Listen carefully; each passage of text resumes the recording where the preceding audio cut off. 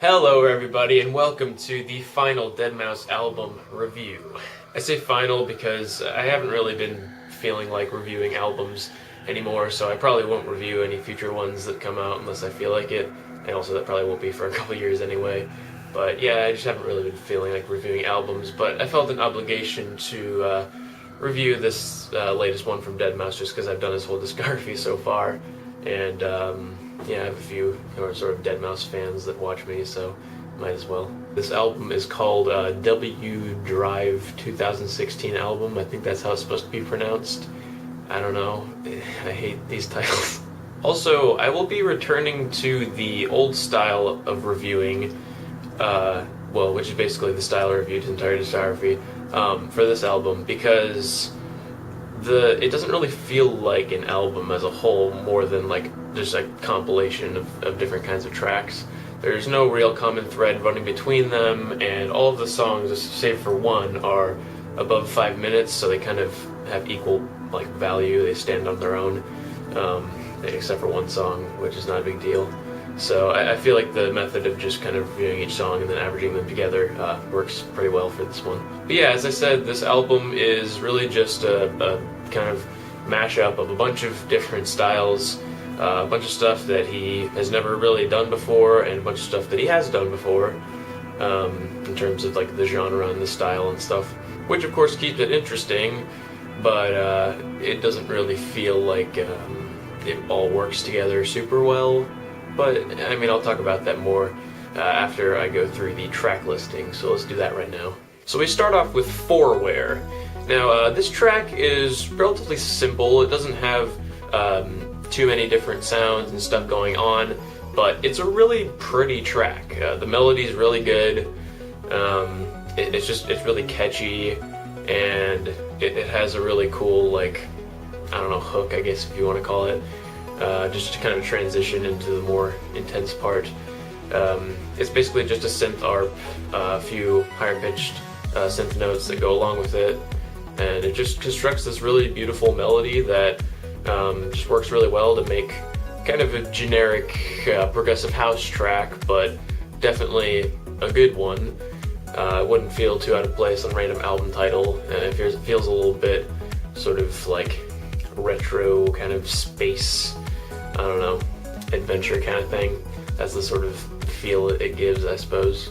But yeah, it's a good track. It's not super like interesting throughout. It's not really breaking any new ground, but it's a pretty perfect example of a progressive house track. So yeah, I'll give it a 9 out of 10. Then we have 2448. Now this track starts out with a pretty cool, pretty decent synth melody. But then after like a minute or two, it goes into this, it like completely changes its sound and goes into this weird like cold metallic like kind of sound. It feels sort of dubstep inspired, this part, and it's a little bit obnoxious. I don't really like this sound too much, and it really doesn't fit in with the melody too well. Like he just kind of splices in the melody every now and then in this section, but they don't really work together too well. So yeah, I don't know. I'm a fan of the melody, not a fan of the weird dubstep kind of part.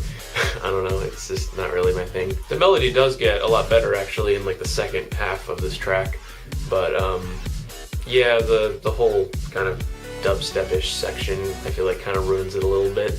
I'm still gonna give it a 7 out of 10 though, because you know, the melody's good. Then we have Cat Thruster, fantastic name.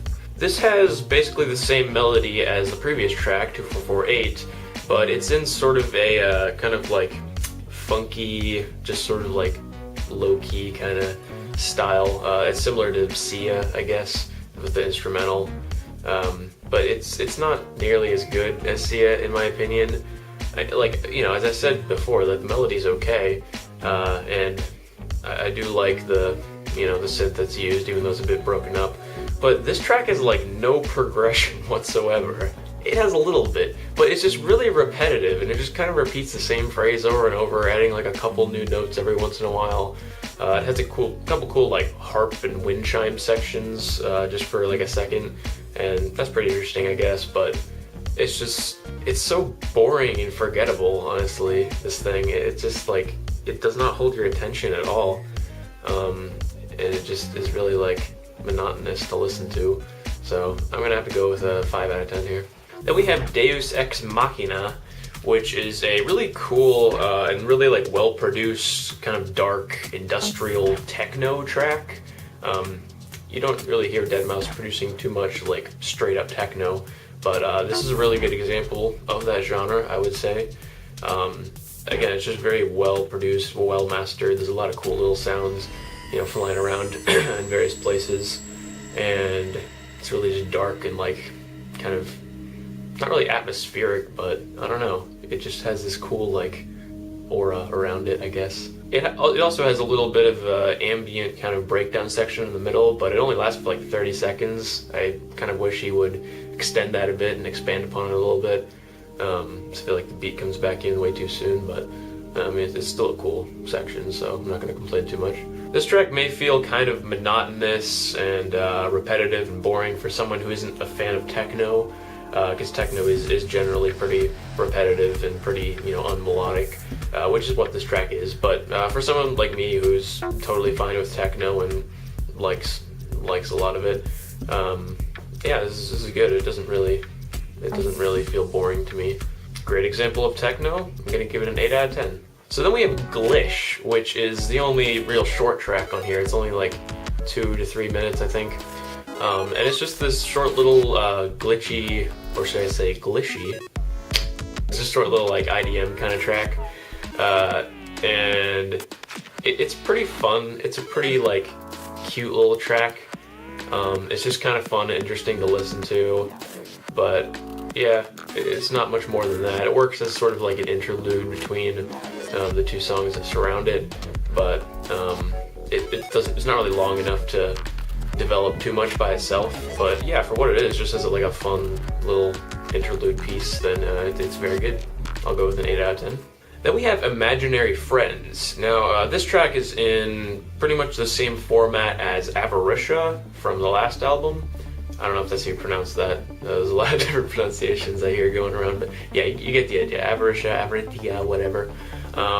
In that it has this really cool, epic, melodic build-up, and then it has a beat drop that just goes super dark and minimal and kind of is just like a beat with a bit of bass, and that's all. And so yeah, I feel like the track doesn't have quite as good of a melody as Avaricia, but not too many tracks have quite as good a melody as Avaricia. It's a really good melody, but it still is, you know, good melody. It's good build-up for sure. But it sort of suffers from the same problem as Avaricia did, in that the beat drop just kind of drags on too long with just like the kick drum, a bit of like a bass note, and that's kind of all.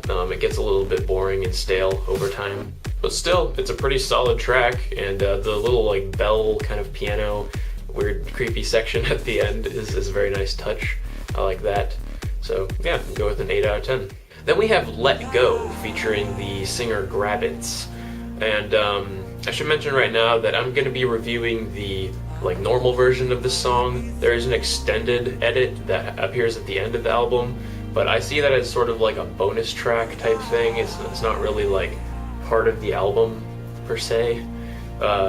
So I'm just going to be reviewing this version. The only real difference with the extended version is that it just extends it, and then it gives it a bit of a better ending, but that's kind of the only difference that it does. So first of all, I want to say that the vocals on this track from Grabbits are really good. They're great vocals, and they're kind of like weird and ominous, and yeah, I mean, the vocal performance is pretty much top notch. I'm not going to complain about that.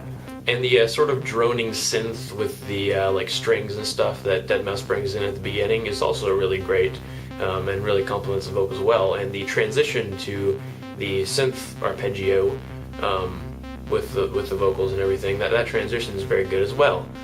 But then the synth arpeggio is where I have the biggest problem with this track. It's basically like 3 notes and maybe like a couple of bass notes as well that just repeat like just for so long, and then like the beat comes in and just keeps repeating the same thing but with the beat, and it's just so like barren and minimal, and like The melody hardly ever changes or progresses. It's just this like boring 3-note repeating thing over and over. And man, this section just really disappointed me. I think he could have done a lot more than just a single synth arpeggio with a couple like note changes here and there, but not really. And just a beat, and there's just there's hardly any different sounds, there's hardly any progression, and there's hardly any just interesting things for the rest of this. So because of the great vocals and the great like beginning intro part, I can't rate this too low, but the rest of it really disappointed me. I don't know, I'm gonna go with a 6 out of 10. So then we have No Problem, and this track has kind of a neat intro that sort of sounds like the ending to Imaginary Friends, and then this scratchy sort of synth, it's not really an arpeggio, but just like a bunch of kind of quick synth notes that are very like scratchy and distorted come in and just start playing this thing with the beat, and already it sounds pretty good. It sounds pretty cool, and you get hints of this other melody, this other synth melody coming in here and there, and so yeah, the beginning section is totally fine. But then you get this breakdown where this synth lead starts coming in, which is not something you hear in a deadmau5 song very much at all. I don't even know if he's ever done this before, where you have this like really extended, always changing synth melody that's just like feels like it's just played on a keyboard. And I think it actually was initially by someone else, I believe. But yeah, it's just this really, really epic, awesome synth lead melody thing that's being like played on a keyboard, and that goes up through the intro, and then the beat comes back in with the scratchy synth notes and everything, and this is just like the awesomest, one of the best beat drops ever. It's really cool. It's just like after the whole, you know, synth lead, and then that just comes in, and then the synth lead gets integrated into, you know, the scratchy synth notes and the beat and all that. It just sounds really, really cool. Yeah, this is just a really like intense, awesome song. I don't really have much bad things to say about it. I mean, you might be a little repelled by the sort of distorted, scratchy nature of some of the synth notes, but I don't have a problem with that. To me, that just makes the song more intense. And of course, this track is super danceable as well. There's really nothing bad to say about it, and it's definitely the highlight of the album in my opinion. I'm gonna go with a 10 out of 10. Then we have Snow Cone, which is a very relaxing, kind of chilled out, down-tempo, Boards of Canada inspired sounding kind of track. So yeah, it's just kind of this chill thing that is pretty low-key. I think the drums are a little bit too loud on this one. They're like really loud in comparison to everything else, and it sort of just like distracts from the chilled out atmosphere that the rest of this track employs. And the melodies are decent, they're fine, they're pretty good. And also his use of this like one sample of like children laughing and playing and stuff in the second half of this track is really just expertful, if that's a word. He just integrates this sample really smoothly into everything else that's going on. And yeah, it's just a pretty solid, down-tempo, relaxing thing. Gonna go with an 8 out of 10. So then we have 3 Pound Chicken Wing, another great title. Now this track really suffers from the Avaricia Imaginary Friends problem to a much greater extent. It doesn't even really have that much of a melodic build-up, it's sort of just like this whooshy kind of thing. And then it goes into the beat drop, and the beat section is so sparse. It has like nothing in it. It's basically a kick drum, a couple bass notes, and like maybe a hi-hat, and that's like all for this really like long beat section. And it's just kind of, it's just so boring, and like there's nothing going on. The melodic breakdown section is really good. It's the same melody as his other single that he released recently called Beneath With Me, and that's, you know, it's a good melody for sure, but the beat section is just like there's like nothing going on. I don't know, it's just way too minimal for me. But still, it's a danceable track, and it's still certainly enjoyable at times, so I'll go with a 6 out of 10. Then finally we have Welk Then. Now, this track is one of the most interesting and cool ones on the album, for sure. It's this kind of like dark, but also chilled out and down-tempo type of thing. So it's sort of like Snow Cone, but very like dark and atmospheric. And it just has so many neat little sounds. Like, it's so well produced and so like well mastered. There's all these little just like sound effects and, you know, foley, whatever that's called, just like flying around between the stereo channels. And it's really interesting and engaging throughout the whole thing. While it doesn't have really like a constant melody, it has a few different melodic like instruments that he uses, and they're like very well spaced out and just flow really well into everything else. And also, this track is pretty like cinematic in the sense that it feels like a soundtrack to maybe like a detective or like some kind of mystery film where they're trying to figure something out, and it's just kind of, it feels like a soundtrack to that. I don't know. I was gonna give this an 8 out of 10 originally, but after hearing the final released mastered version of it, it really kind of blew me away, and I'm gonna have to give it a 9 out of 10. I'm almost tempted to give it a 10 actually, but I'm not gonna go that far. Let's just say it's a strong 9. So yeah, those are all the tracks on this album. Again, I'm not gonna review the extended edit of Let Go as a separate track. I feel like that's sort of a bonus type of thing. So, as far as the album composition, how well everything works together, not great on this part. It really does feel like a compilation. The only thread that ties these tracks together that I can tell is that a lot of them are sort of dark and like bass heavy, but there's plenty of exceptions to that too, so that's not always true. Yeah, I mean, it's enjoyable throughout, it's interesting throughout, the variety's nice, but it doesn't really feel like a solidly put together album, so I'm gonna go with a 5 out of 10 for composition. So with all that averaged together, we get the final grade for deadmau5's W Drive 2016 album to be a 7.4 out of 10. Definitely not my favorite from him. There are a lot of cool tracks on here for sure, but as far as an album as a whole, all put together, it just sort of blends in with the rest of what he did. But yeah, thanks for watching the review. Be sure to comment below your opinions on this album. If you're a deadmau5 fan and you also listen to it, then tell me what you thought, how good you thought it was in relation to his other albums. And yeah, I'll be making some more videos soon. I have some kind of weird stuff in mind for some videos in the future. And I've been doing like, you know, I've been doing like DJ mixes and stuff recently. Those are pretty fun. And like mashups and stuff like that.